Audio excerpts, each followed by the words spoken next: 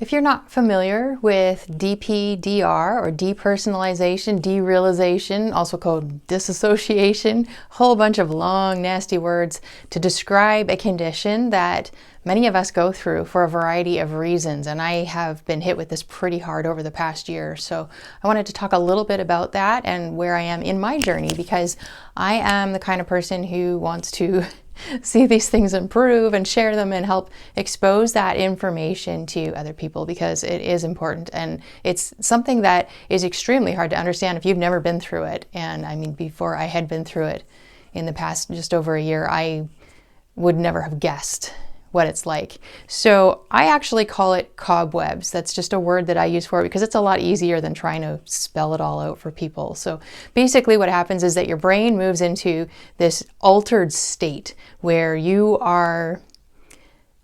feel like you're not really here. You're not really in this body. You're in a dream state. That's what I feel like. Sometimes I think for some people it's more a dream state. Other people it's not. For me, it's generally a dream state that I've been in before, like when I had a dream, or it brings on the feeling of being back in some situation that I was in 10, 20, 30, 40 years ago. And I'm stuck in it for sometimes days or weeks. And thankfully, now that I am more than a year off of lamotrigine, I'm about 16 months off, I am having breaks from it sometimes, which is good, and sometimes whole days away from it, which is really amazing because it can last for, unknown periods of time. And it is, for those of you who don't know much about lamotrigine, it is a common withdrawal symptom. It's a common symptom caused by lamotrigine. It can be caused by other things like benzo withdrawal. It can be caused by experiencing a trauma and any number of different things that are going to affect your emotions and really be harsh on your whole emotional state in your body. So it has a lot of different things. Now, of course, I also had seizures happening constantly after I quit the lamotrigine. So that was in itself very traumatizing as well. And you put those two things together and it's pretty terrifying. So I still find, even if I can get to a point where I have a break, where I barely have like a little flash of it here and there, and I'm good for most of the day, then if I have a seizure, then for, days and days after that, I will have it back full time because I've just been traumatized again. So I'm constantly in that post-traumatic stress state.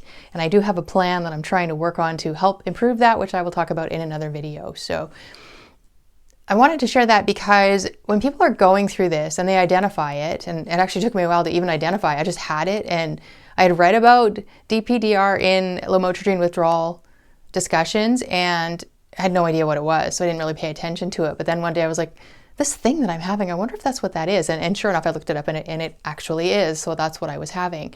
And it is something that can be conquered, I do believe. And it is very serious.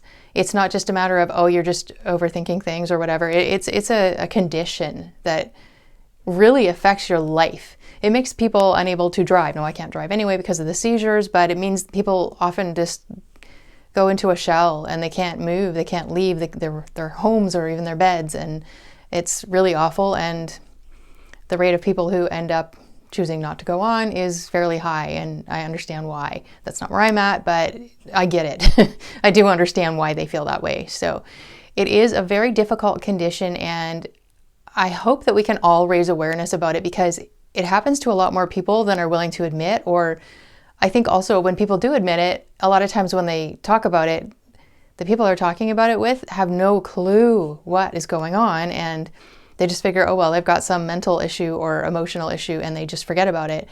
But it is very serious, and it does need to be dealt with. And of course, the medical system has absolutely no clue what to do with it or why it happens or anything else. So you're on your own to figure out how to improve the whole situation. And that's been my experience. I know that's the experience of countless others who are experiencing it too. So I do believe there is a way out of it. It's just figuring out what that is for you and moving forward with it, and definitely just believing and understanding that it doesn't have to be your whole life forever. It can actually go away and you can get back to living a real life. So that's what I'm hoping for and praying for. I'm not there yet. I find also sunshine is hugely helpful, even though I am extremely heat intolerant. So sunny days they're sort of a mixed blessing for me because I love the sun. I need the sun. I need the blue sky, the brightness.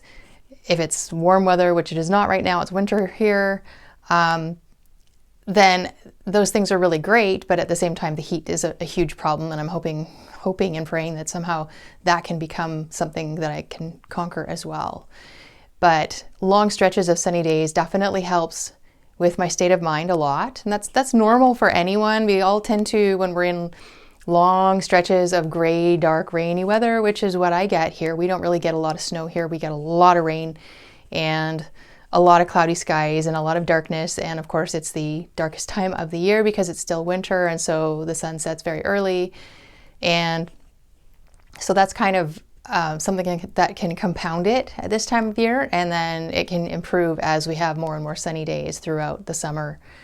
And that's coming. So I'm looking forward to that, which is great because I don't usually look forward to summer because of the heat. The heat means usually I have to stay inside in my house in really heavy air conditioning all the time, but we're working on that too. And I will talk about that.